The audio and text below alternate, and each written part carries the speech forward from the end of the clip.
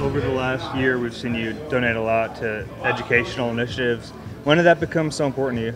Honestly, it's kind of an evolution where, a lot of the work we did was in East Africa and Tanzania for clean water with our Water Boys initiative. And, we always worked with veterans in my foundation, but wanted to pair the work we've done elsewhere with some work that's really economical and transformative at home, and I thought education was a really good way to do it. And last year was such a positive experience with our fans, doubling our investment, that I was like, let's do something again, and we can do something even more pointed with literacy, because a lot of those statistics, most of the kids that interface with our juvenile system are not reading at grade level, they're not functionally literate. Most of our inmates in this country, I think 60% are not functionally literate, and kids that don't read by that marker at the start of 4th grade are, I think, 4 times more likely to drop out.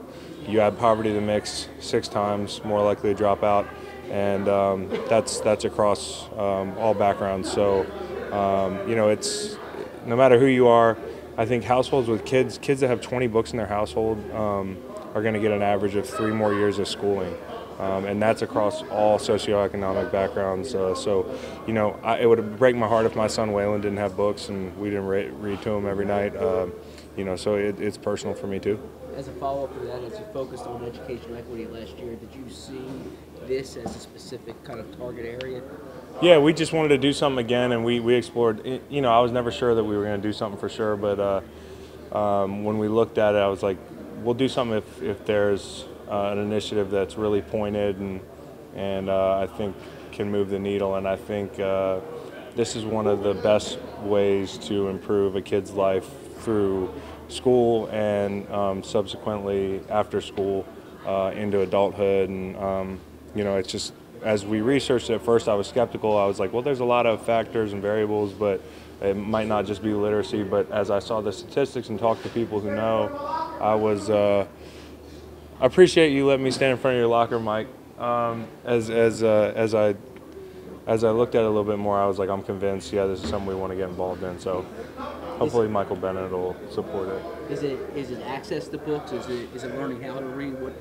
Well, so like the 4th grade level, one thing that spoke to me was that it's easy to illustrate is that when you're younger than 4th grade, you're learning to read, and then after 4th grade, you're reading to learn. So kids that can't read by the start of 4th grade are just getting left behind faster and faster every year, and eventually they drop out or get into trouble that way. So it's access to books at home, but really it's being able to sharpen that tool every night, 20 minutes, reading to your kid, and also arming caregivers and parents with tips and strategies to help their kids learn to read a little bit better at grade level.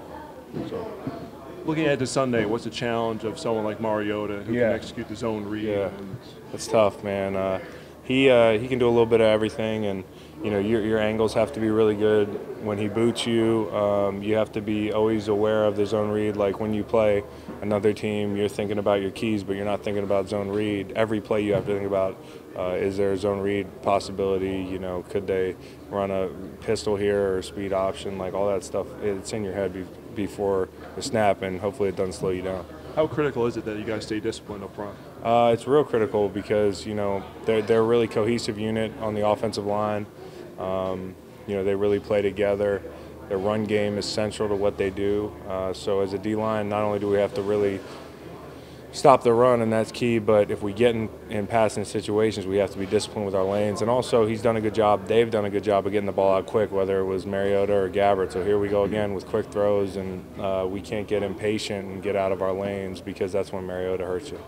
As a follow-up to the literacy track, for some color for it, is there a book that, as a 4th grader, you really particularly enjoyed? Is there a book Waylon really likes? Well, probably not in 4th grade. Well, I love Hungry Caterpillar, Very Hungry Caterpillar. It's like one of my favorites. I still read it to Waylon, and it kind of trips me out because it's like from the 80s, maybe even before that.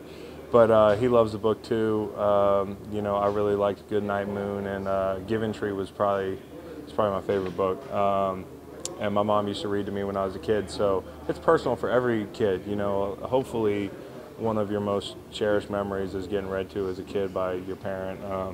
And I just think, you know, less than half the kids in the country are getting that 20 minutes of reading a night, or getting that reading from their parents or guardians every night. So we're trying to build bigger at-home libraries and just reinforce the importance. And I think once people see how important it is, it's not just, hey, reading's important. We all know it's important, but when you see the statistics and how they tie into lifelong success, that's what made us get behind this.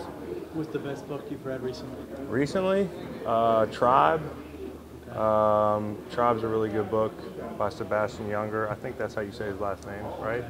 The guy who wrote Perfect Storm. I really like that book. Yeah, Sapiens was good too. So. As much attention you've gotten for your off-field work the last couple of years, do you feel like it's fueled your on-field efforts because you've been one of the most productive pass rushers in the league? It helps. I mean, listen, like,